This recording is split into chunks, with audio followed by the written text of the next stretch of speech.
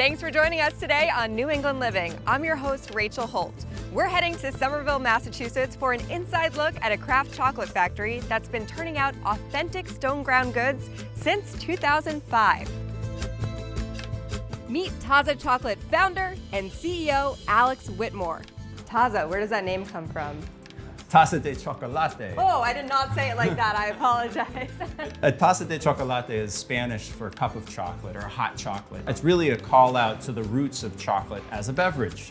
Thousands of years ago, before chocolate was made into a sweet treat candy by the Europeans, the Mesoamerican civilizations, the Aztecs, the Olmecs, the Maya, they were milling chocolate into a beverage. And that was really the traditional use of chocolate, was as a hot drink. The taste of your chocolate is just so unique. How is this different than other chocolate? Well, imagine getting on an airplane and taking an adventure to southern Mexico and experiencing their amazing milling tradition and having chocolate that they make there. That's really what I wanted to bring back here to my hometown and share with everyone. And if you look at our Mexican style line of chocolates here, the discs, it's really an adventure in your mouth. They have a really intense rustic texture, powerful flavor, and spices ground right into the chocolate that you would find on the streets of Oaxaca, Mexico. From farm to factory, Taza takes great pride in responsibly sourcing their cacao beans. Cacao, which is what all chocolate is made from, is actually really good for you. And we do a lot of work at the farm level, sourcing really high quality cacao directly from farms to make our unique stone ground chocolate. We created our mission at the very beginning back in 2005 to make and share stone ground chocolate that is seriously good and fair for all. And we make sure to live that every day. Including in that is creating a completely transparent supply chain in our cocoa bean buying process. We buy cacao directly from small producers in Ghana, the Dominican Republic, and in Haiti. We were the first US company to import certified organic cacao from Haiti. We're really proud of our work directly with cocoa farmers. We pay a really high premium over the world market price to get the cream of the crop, the best quality cacao you can buy. We only buy organic cacao beans, and you can really taste it in the products that we make.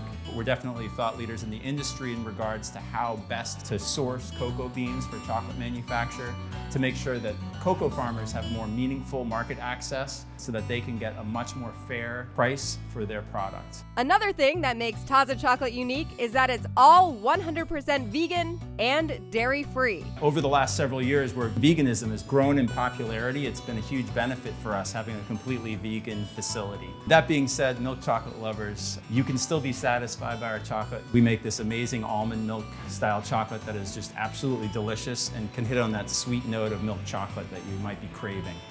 After learning all about their delicious chocolate, I finally got to sample some for myself. So at Taza we make these guys. They're Mexican style stone ground chocolates. They're gonna have a little bit of an interesting texture compared to other chocolates you may have had before. Okay. The fun thing about this one, which is that guy right over there, is that it's a little bit spicy. So this is our Guajillo chili chocolate. It's a 50% dark, which means that it's 50% cocoa, 50% everything else.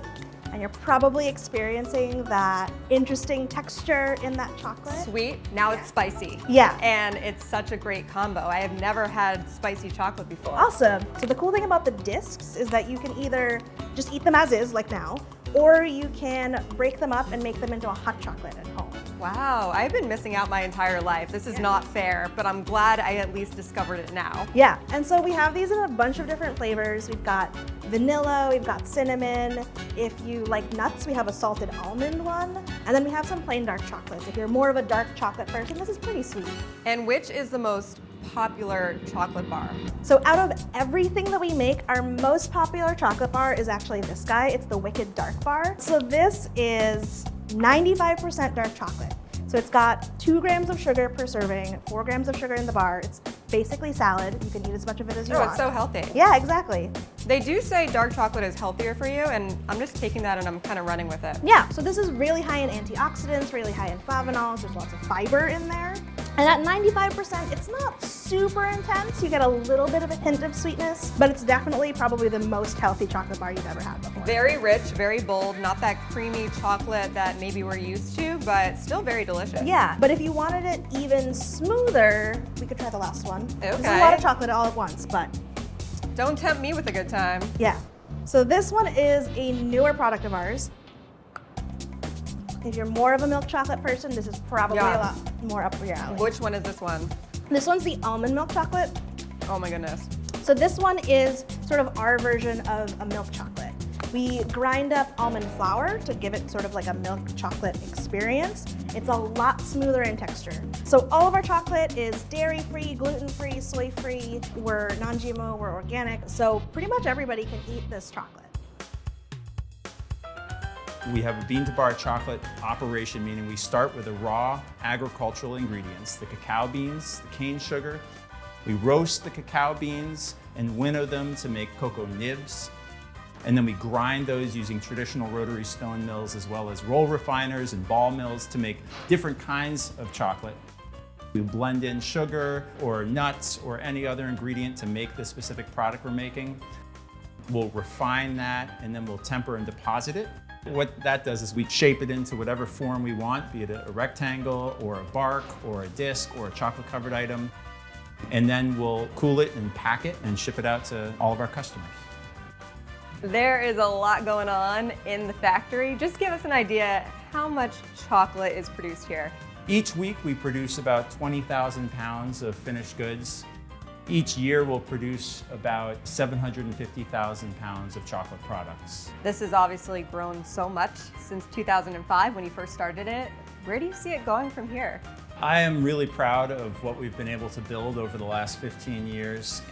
I think people are more open to new experiences, new tastes, exciting culinary adventures than they ever have been in the past. And we're constantly challenging ourselves to make more unique, more amazing, and delicious chocolate.